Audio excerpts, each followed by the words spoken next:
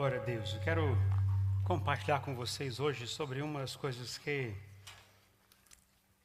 o Senhor tem me feito pensar muito esses dias. Sobre as coisas boas que a gente passou, as coisas difíceis que a gente passou e como é que a gente lida com isso. Então, o tema da mensagem que eu quero compartilhar com você... Olha lá, por favor, Alex, para mim. O tema da mensagem é um dia para sempre se lembrar. Um dia para sempre se lembrar. Deus abençoe os jovens. Deus fale através do Thales a vocês nessa noite, em nome do Senhor Jesus. Como é que a gente lembra das coisas hoje em dia? O que a gente faz para trazer memória as coisas que a gente viveu? Sejam elas boas ou ruins. Hoje, normalmente, a gente faz o quê? Usa a máquina fotográfica, usa o celular, a gente vai olhar as fotos, a gente vai olhar na rede social aquilo que a gente postou, a gente começa a olhar as datas quando passaram, o Facebook até nos lembra o que a gente passou há 1 ano, 2 anos, 5 anos, 10 anos atrás, e aquilo refresca a nossa memória, aquilo puxa a nossa memória alguns sentimentos, alguns pensamentos. O que a gente faz com tudo isso? Olha, desfruta, ri, chora e acabou? O que a gente faz com as memórias, com aquilo que a gente teve, com aquilo que a gente passou? Sejam eles momentos bons ou ruins. Eu já passei momentos, sejam eles muito bons, mas alguns muito difíceis. Lembro quando eu tinha 13 anos de idade, quando eu quebrei a perna, estava jogando futebol. Sou atleta profissional. E eu quebrei a perna, fui para o hospital, tive que fazer cirurgia, coloquei pinos e parafusos. Até hoje não tem na perna isso aqui. Sabe, eu lembro de momentos, tudo que aconteceu de bom e de ruim. E aquilo refresca, aquilo traz para a gente alguns sentimentos. Eu postei na internet essa semana o tema da mensagem de hoje, eu coloquei a foto dali do Jean, da Carol, né, que era do batismo da Rachel. E é momentos que a gente tem que lembrar. Né? Eu estava vendo algumas fotos antigas, o batismo do Rui, o batismo do Alain, vi o batismo de algumas pessoas que passaram a nossa igreja aqui, foi o batismo aqui, foi o batismo lá no Keswick. Momentos que a gente guarda com muita alegria, porque revela um momento muito especial com Deus e com a gente também. Mas essa semana, esses dias eu tenho estudado um pouquinho, até bastante, a história de Esther. A história de Esther conta momentos que eles passaram, que fizeram para trazer memória algumas coisas.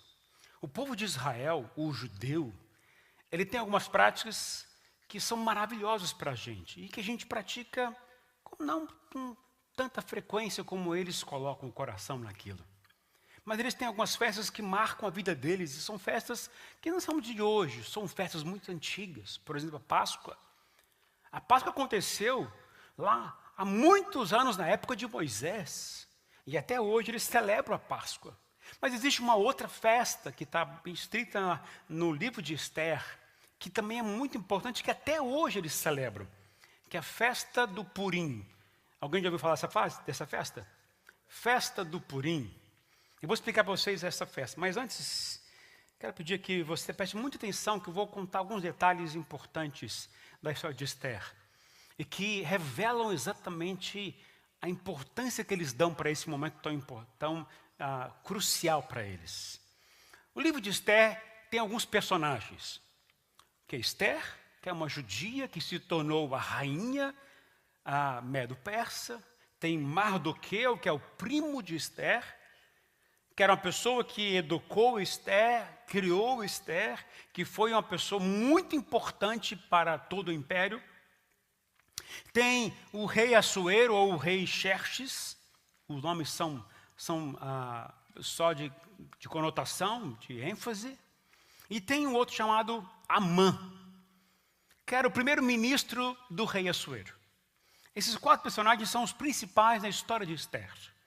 E eles, então, conviveram de forma muito difícil na vida daquela época Medo-Persa, mais ou menos 500 anos antes de Cristo. Para vocês terem uma ideia, então a rainha a judia Esther, que antes chamava Hadassah, foi escolhida para ser rei, a rainha. Então ela foi escolhida entre as mulheres para ser a rainha lá do rei, porque o rei mandou embora a rainha, não gostou da rainha e mandou ela embora. Então ela entrou junto no palácio e ficou como rainha. E Mardoqueu estava de fora, como fosse um juiz da cidade, acompanhando a cidade, do que acontecia no meio da cidade. Amã, primeiro-ministro do rei, não gostava muito dos judeus. Não era uma pessoa que tinha afinidades com o povo, com outros povos que não praticavam as coisas que praticavam. E Amã conseguiu fazer um decreto. Esse decreto dizia que o rei agora tinha que assinar para a morte de todos os judeus. O Império Medo-Persa tinha mais ou menos mais de 100 províncias. Então, haviam milhões de judeus esparramados em todo o Império. E interessante que naquele decreto que o rei assinou, ele determinava um dia que seria o dia genocídio, da morte de todos os judeus naquela época. E o dia escolhido era mais ou menos 14 de março, ou seja, no mês de Adar, que significa março, o 14º dia. O que significa Purim? Purim significa sorteio, escolha. Então, foi feito um Purim, ou seja, uma escolha num dia. E o dia seria o dia 14 de março, onde todos os judeus seriam mortos. E se todos tentassem revidar, seriam vistos como fugitivos ou rebeldes, iam ser mortos de uma outra forma, mas iam ser mortos. Então foi declarado o dia da morte dos judeus, 14 de março, mais ou menos 500 anos antes de Cristo. E agora você pega então uma situação onde Amã conseguiu que o rei assinasse esse decreto. A rainha dentro do palácio, que ia ser morta porque ela ia ser judia. O Mardoqueu que estava lá ajudando o povo, sendo o juiz do povo na porta da cidade. E você vê toda a situação tramada. O povo judeu sabia do decreto assinado pelo rei. E tudo ia acabar para eles no dia 14 de março. O que você faria se soubesse um dia que você ia morrer? O que você faria no dia determinado que a lei ia matar você? Isso causou medo, isso causou desespero, isso causou angústia, causou pavor entre eles, porque estava chegando o dia. E uma lei assinada pelo rei é irrevogável.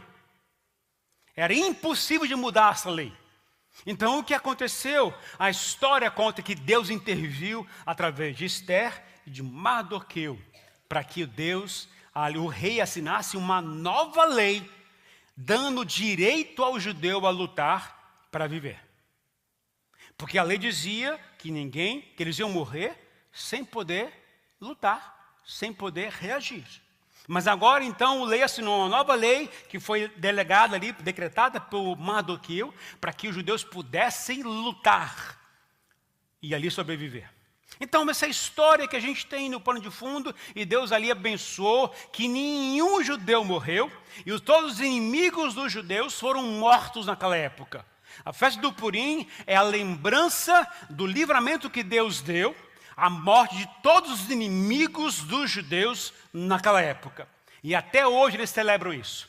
Agora, sabe como é que é feita a festa de hoje? Agora, guarde bem essa historinha do que acontece até hoje. Judeus fazem o quê? Separam 2 dias para essa celebração, a festa do Purim. Então, primeiramente, pega o ancião, ou chega o sacerdote, a pessoa, o chefe da casa, e ele então vai ler todo o livro de Esther. Junta as crianças, junta outros familiares, todo mundo, toda a patota, e vem junto aqui. As crianças vêm com tamborim, vêm com buzina, elas vêm pronto para gritar, para espernear, para gritar no meio da leitura do livro de Esther.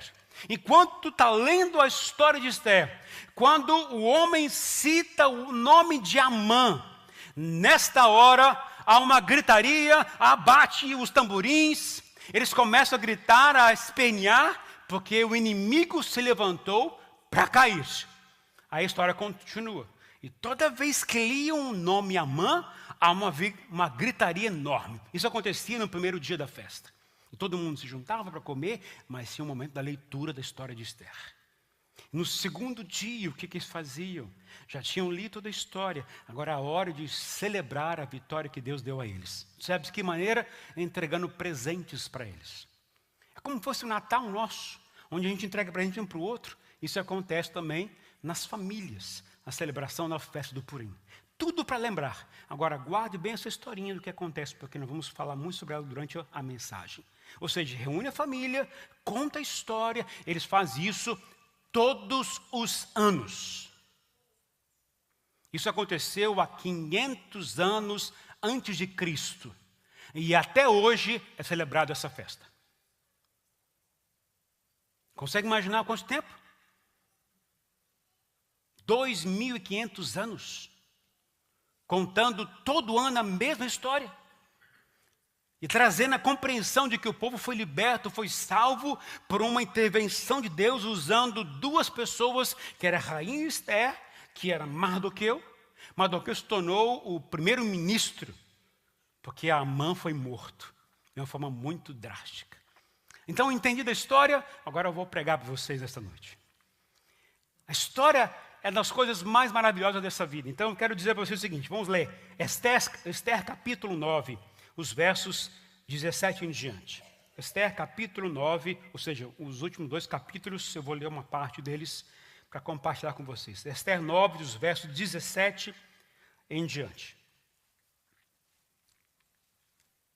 Vamos lá? Diz o seguinte, isso aconteceu no 13º dia do mês de Adar, e no 14º dia descansaram e fizeram dessa data um dia de festa e de alegria. Judeus de Suzã, que era a capital do Império Medo-Persa, porém tinha se reunido no 13º e no 14º dias e no 15º. Descansaram e dele fizeram um dia de festa e de alegria.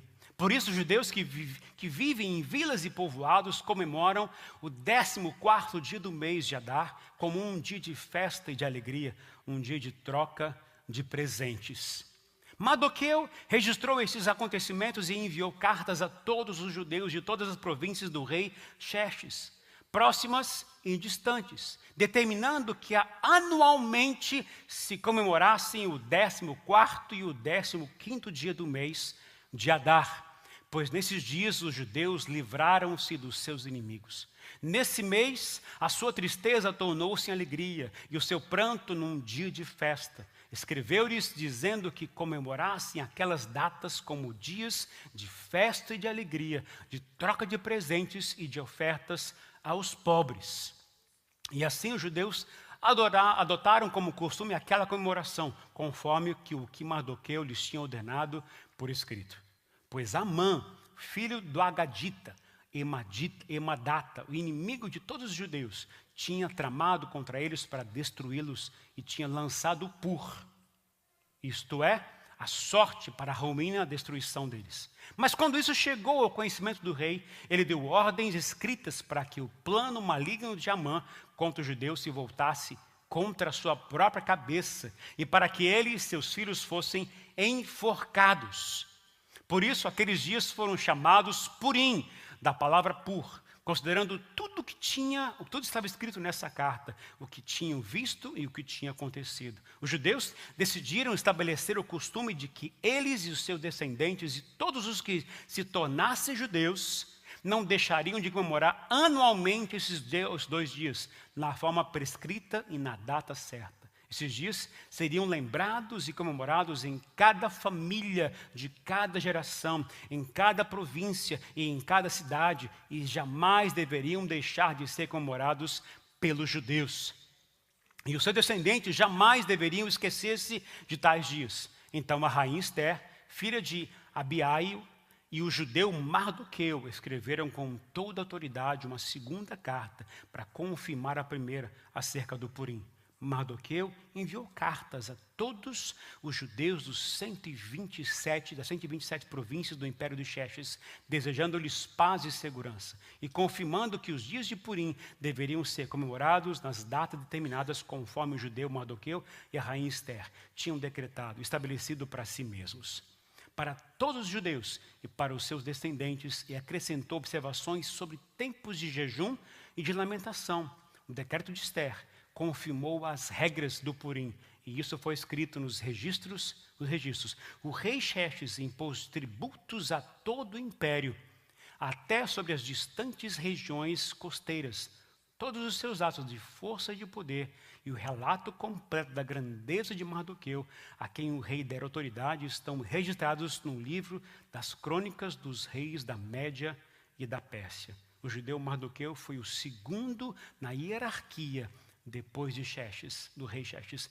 Era um homem importante entre os judeus e foi muito amado por eles, pois trabalhou para o bem do seu povo e promoveu o bem-estar de todos. Uma das histórias mais lindas na palavra do Senhor é a história de Esther e o que aconteceu naquele povo. Eu quero compartilhar com vocês 4 razões ou 4 grandes motivos que devem nos levar a celebrar as vitórias que a gente recebe em Deus.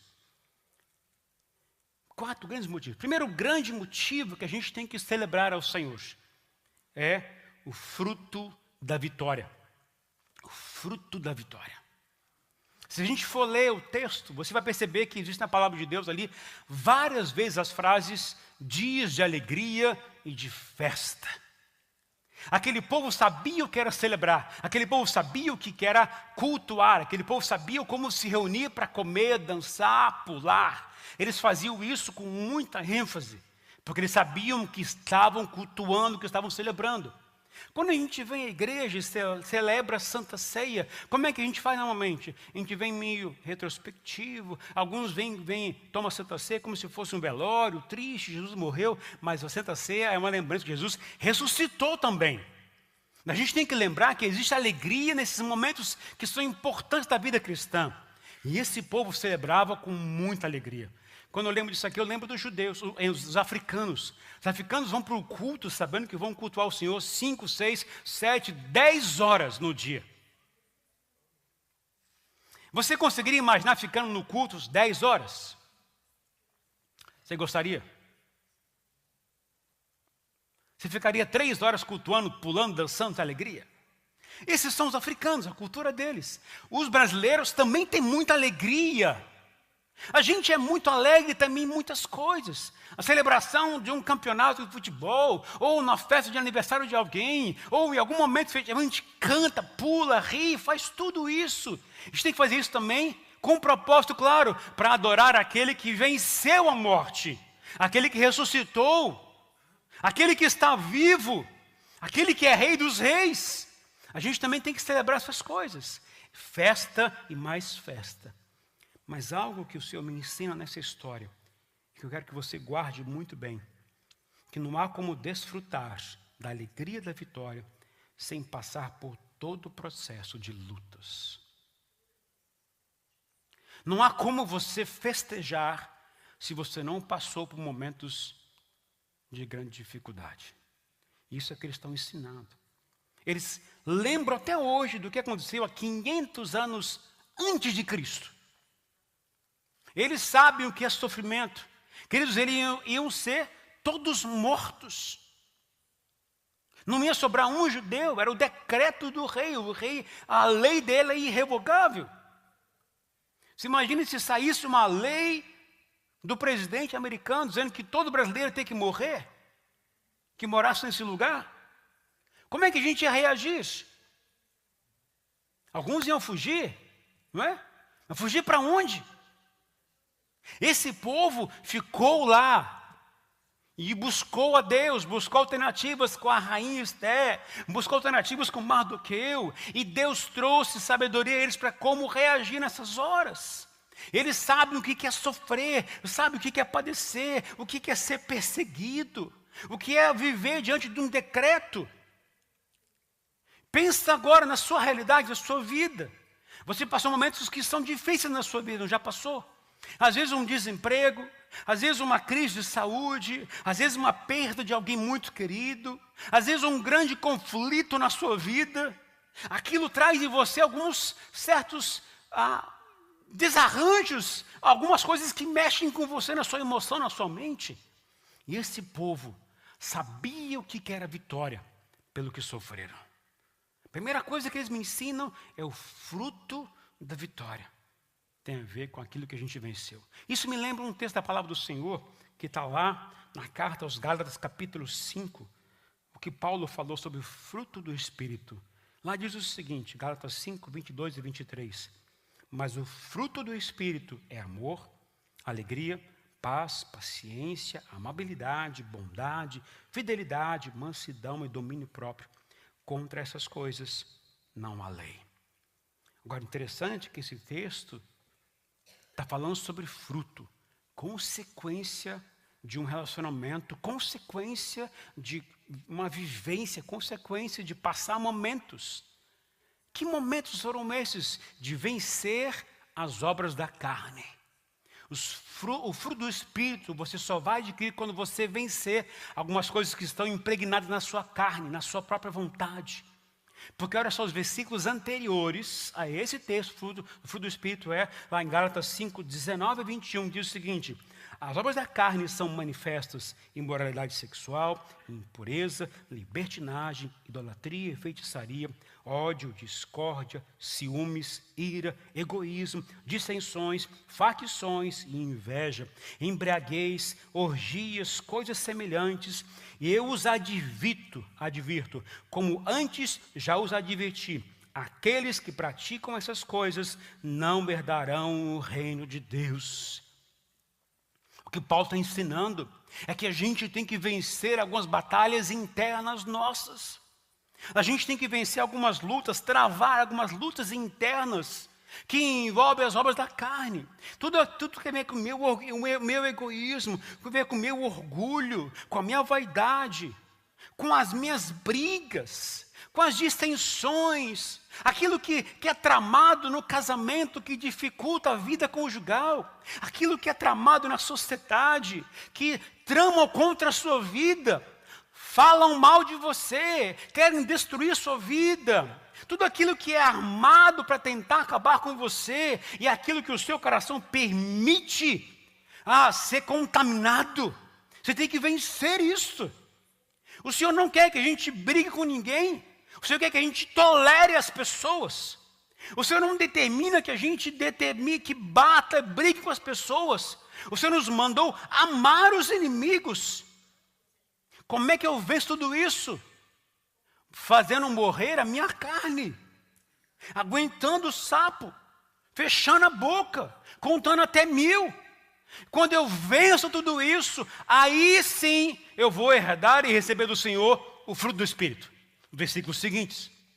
Ou seja, o fruto da vitória consiste em eu morrer e fazer morrer as minhas vontades, o meu orgulho. Por que tem casais que brigam muito?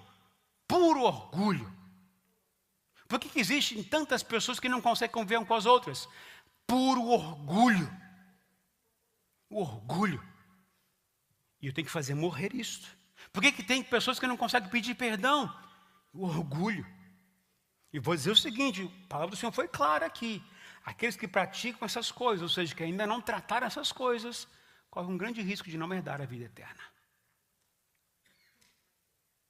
Porque só vai para o céu aquele que é perdoado, aquele que tem relacionamento com o Espírito Santo. Fruto da vitória. Os judeus fazem a festa do Purim, celebram porque eles sabem o que é sofrer. Eles sabem da história, tudo que passaram e tudo como ia acontecer com eles. E como Deus interviu e restaurou e modificou e trabalhou a vida deles de forma maravilhosa. Mesmo que a luta seja longa e seja dolorosa, mas seja perseverante, porque a vitória vai vir sobre você. A segunda coisa, segunda verdade, ou segundo motivo pelo qual eles celebram a festa do Purim, e a gente também tem que celebrar as vitórias nossas, são os elementos da vitória. Eles sabem identificar tudo isso. Na história que a gente contou, que a gente leu aqui, na história de Esther, existem 3 elementos básicos que levam eles a celebrar a festa do Purim. O primeiro elemento importante deles é quando eles identificaram quem era o inimigo deles. O inimigo deles se chamava Amã, primeiro-ministro, aquele que odiava os judeus, aquele que tramou tudo para que fosse um decreto feito pelo rei para que todos morressem. Ele sabia que ele seria a pessoa inimigo número 1. Agora a palavra do Senhor diz que é o Amã, o Agagita, o Agadita.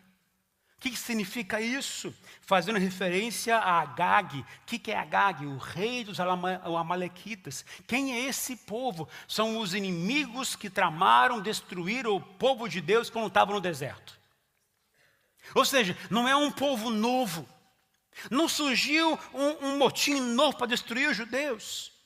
Amã representa um povo que odiava o judeu e que odiava Deus.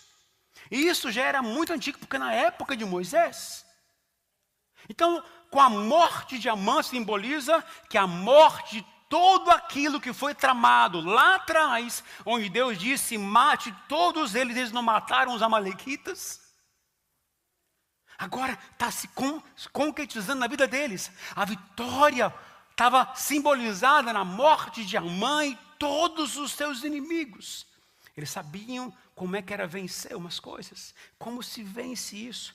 Agora, não é fácil você identificar um inimigo, é? Não é fácil você identificar um inimigo. Jesus passou um momento com os seus discípulos da seguinte maneira. Jesus, numa conversa com os discípulos, disse, olha, quem vocês dizem que eu sou? E Pedro já logo disse, tu és o Cristo, o Filho do Deus vivo. O que Jesus disse? Simão, filho de Jonas. Essa palavra não sai da sua boca do nada, foi meu Pai que te revelou. Então, naturalmente, aquilo encheu de peito o coração de Pedro, ou seja, fui usado por Deus. Logo em seguida, Jesus começou a dizer, eu vou subir para Jerusalém, e lá eu vou ser condenado pelos sacerdotes e vou ser morto.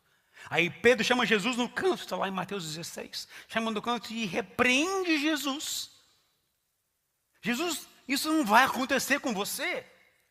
Pare de falar essas coisas. O que Jesus diz?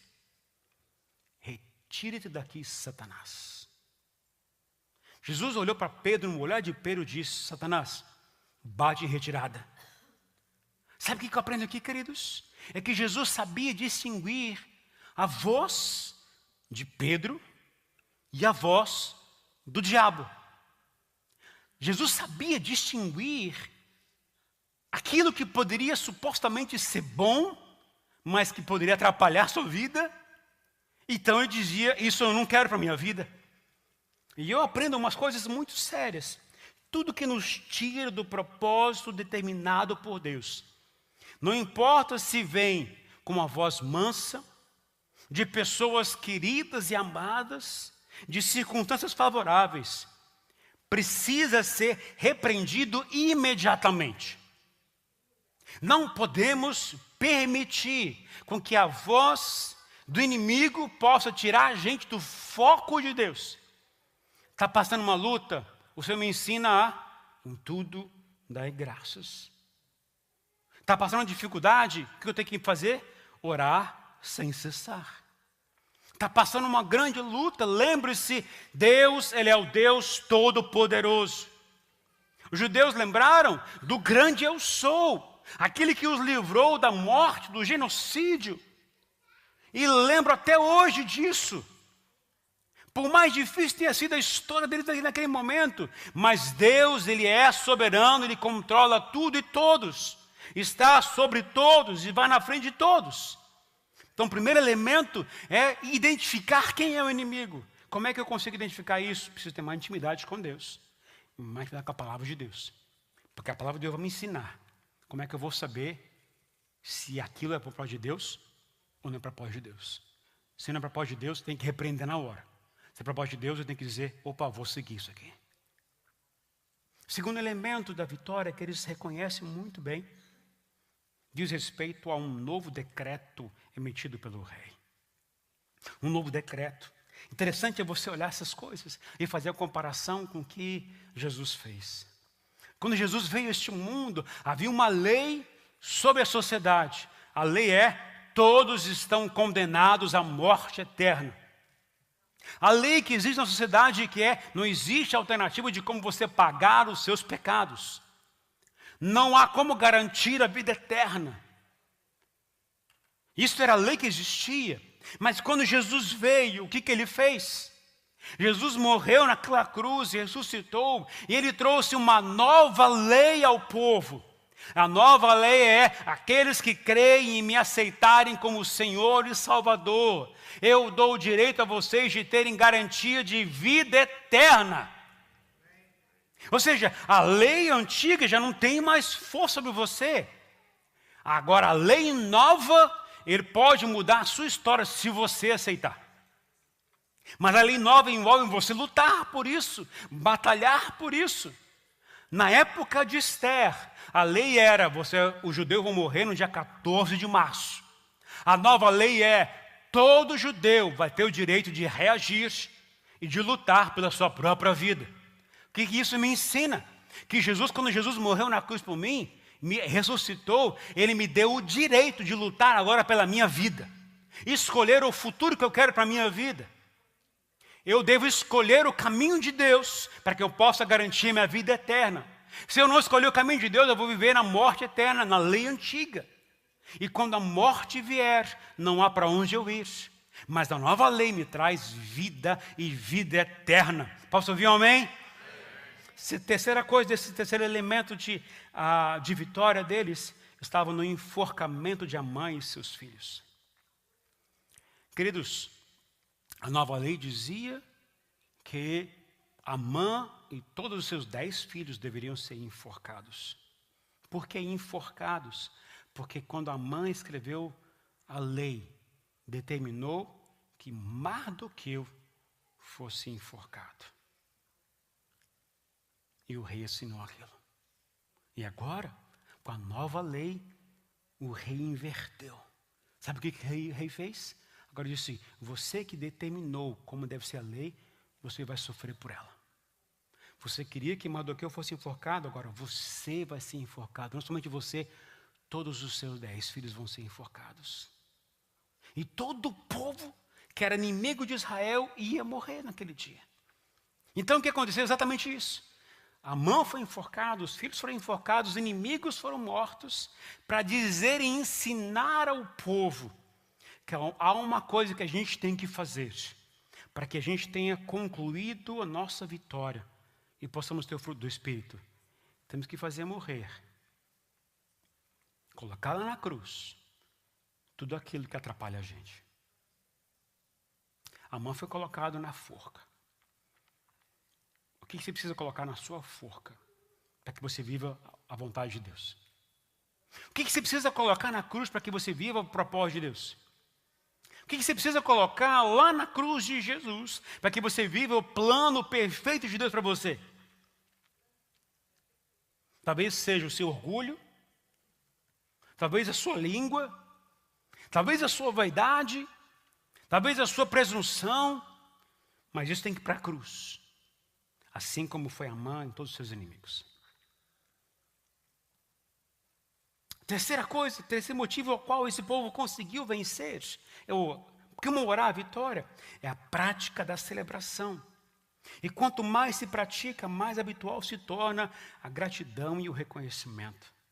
Como eu falei para vocês aqui a história, a família se reúne para recontar a história de Esther. Ah, mas é chato todo ano fazer isso, mas olha, já faz isso há mais de 2.000 anos. Eles celebram o que Deus fez lá atrás. Eles não esquecem de forma alguma o que foi ensinado. Sabe o que isso me traz à memória?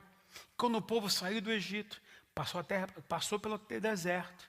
Ali o povo lembrava o que Deus havia feito. Eles sabiam dos milagres que Deus havia trabalhado para eles. Abriu o mar vermelho, mandava maná dos céus, tirou a água de rocha. Deus foi conduzindo tudo durante 40 anos. E sabe o que é pior? Quando Moisés morreu, Josué assumiu a liderança do povo, entrou com o povo na terra prometida e começou a conquistar toda a terra, como o Senhor disse que vocês vão conquistar tudo isso. Mas os filhos dos filhos que herdaram a terra prometida, sabe o que aconteceu com eles? Não se lembravam mais do que Deus havia ensinado. E se perderam. Começaram a cultuar outros deuses, começaram a assimilar outras culturas. Sabe por quê? Porque os pais não ensinaram seus filhos a manter a tradição e o costume correto. Eles perderam o foco daquilo que Deus havia ensinado a eles. Traga à memória tudo aquilo que o Senhor determinou para eles. E eles esqueceram de fazer isso. Alguns remanescentes fizeram, por isso que se lembra até hoje a festa. Mas a maioria do povo se esqueceu. Os filhos, os netos nem praticavam mais isso, porque aquilo não foi passado, não foi instruído. Pensa agora nos seus filhos. Pensa agora nos seus netos. Eu quero que os meus filhos, que os meus netos, que os meus bisnetos, se o Senhor Jesus não voltar antes, cresçam no caminho do Senhor. O que eu tenho que fazer para isso? Inculcar a verdade deles. Eu tenho que falar a verdade para eles. Eu tenho que ensinar o caminho para eles. Eu tenho que ensinar como celebrar ao Senhor Jesus. Eu tenho que ensinar como vir à igreja e celebrar ao Senhor. Eu tenho que ensinar que vir à igreja, tem que vir à igreja para cantar, pular, saltar diante de Deus. Eu tenho que ensinar que a Bíblia é o caminho, é a verdade para você conhecer a verdade de Jesus Cristo. Eu tenho que ensinar que Jesus é o caminho, a verdade e a vida, que ninguém pode ir ao Pai a não ser por Jesus. Eu tenho que ensinar o que a Bíblia ensina para eles, para que eles possam ensinar aos seus filhos, para que os filhos possam ensinar aos seus filhos, e assim continue. A prática da celebração tornou o povo extremamente vitorioso. Pergunta a você, quem é o judeu hoje? Quem são os judeus hoje? Onde eles estão, dominam o lugar, não dominam? Se não dominar, eles pegam você e tiram você fora do lugar. Eles crescem, tem 1, 2, 3, 4, 5, 6, 7 filhos, 10 filhos. Teve um dia que eu fui com o Rosane na Target, eu fiquei até assustado. Parou um casal numa van. Abriu a porta. E eu fiquei olhando. Saiu 1, 2, 3, 4, 5, 6, 7, 8, 9 filhos. Esse povo sabe o que é multiplicar. Mas esse povo ensina exatamente o que é a verdade para eles. Eles aprenderam como celebrar o Purim, como celebrar a Páscoa, como celebrar. O que eles não sabem e não reconhecem é que Jesus é o Filho de Deus. Infelizmente eles não sabem essa verdade ainda, mas vão saber um dia. Da forma mais terrível, mas vão saber um dia. Que eu e você possamos ter a prática que eles têm até hoje, de passar para os filhos, para os netos, aquilo que é muito importante, o valor do que a Bíblia ensina. E a quarta e última coisa que eu quero dizer a vocês. Há um segredo nessa história. Um segredo que me encanta da forma como Deus lidou e cuida desse povo. Primeiro livro, primeira carta, primeiro capítulo, segundo capítulo, terceiro capítulo de Esther. Você vê o rei Xerxes, todo pomposo, contando das suas vitórias, das suas conquistas, mostrando sua autoridade, mostrando seu poder, mostrando tudo que ele tinha conquistado, e que ninguém há maior do que ele. Mas agora o capítulo 10, que a gente leu aqui agora, o rei Assuero conta um segredo da sua grande vitória, que se chama Mardoqueu. Sabe quem é Mardoqueu? Um filho de Deus que Deus colocou lá no palácio Medo-Persa. Sabe quem é Mardoqueu? Aquele que instruiu a Esther. Aquele que ensinou a Esther a como se portar. Sabe quem é Mardoqueu? Aquele homem que dava orientação, conselhos, que guiava Esther no que deveria fazer. Sabe quem se tornou Mardoqueu? Após a morte de Amã, ele foi ali coroado como primeiro-ministro Medo-Persa. Sabe quem foi Mardoqueu? Alguém que Deus colocou como luz em todo o império. E trazendo uma comparação conosco hoje, que eu diria que o segredo da vitória se chama Espírito Santo. Assim como Mardoqueu conduziu o povo ali, fez o bem para o seu povo, bem para todo o povo. Assim como Mardoqueu ensinou a Esther, assim como Mardoqueu fez o melhor para o povo judeu, assim é o Espírito Santo com a gente. Ele nos guia, quando a gente aceita o conselho dele. Ele traz luz àquilo que está errado. Ele nos corrige. Ele mostra que a gente fez um caminho errado. Ele está lá nos apoiando em nossas decisões. Se a gente faz alguma coisa errada, Ele mostra, você fez alguma coisa errada, corrige o seu caminho aqui, corrige o seu caminho ali. O Mardoqueu é como se fosse o Espírito Santo agindo no meio daquele que reconhece que depende somente de Deus. A história de Esther, você vê Deus agindo por trás em todos os momentos. E eu diria que na história de Esther você pode dizer que Mardoqueu simboliza o Espírito Santo. Aquele que estava cuidando nos mínimos detalhes. Se entristecendo num momento difícil, mas se alegrando num momento de muito prazer. Momento onde ele pôde instruir todo o seu povo a celebrar, a cultuar, a manter a festa do Purim entre eles, a celebrar o dia da vitória, o dia onde eles foram mais do que vencedores. Mardoqueu simboliza isso. O segredo para você manter sua vida em vitória se chama Espírito Santo. Se você quer viver a sua vida de vitória em vitória, não viva sem Ele. Você quer viver a sua vida centrada na palavra de Deus, não viva sem o Espírito Santo.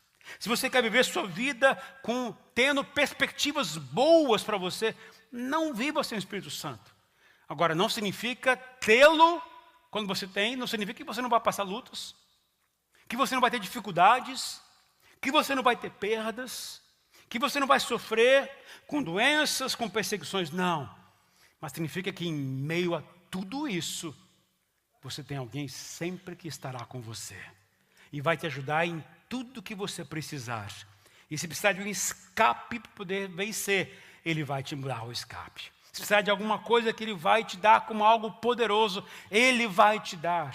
O Espírito Santo derrama sobre toda a igreja dons, poder, para você ser luz e você testemunhar dele às pessoas. E eu vou encerrar dizendo o seguinte, o que o profeta Jeremias disse. Lá em Jeremias 3, verso 21. Eu quero trazer à memória o que me pode dar esperança. Quero trazer à memória o que pode me dar esperança. É muito comum nós focarmos nossas atenções nas experiências ruins e dolorosas do presente, como também naquelas do passado, que marcaram a nossa vida, trouxeram feridas, sentimentos ruins. É muito comum fazer isso. Isso leva a gente a duvidar da bondade de Deus, leva a gente a duvidar e questionar quem é Deus e onde está Deus.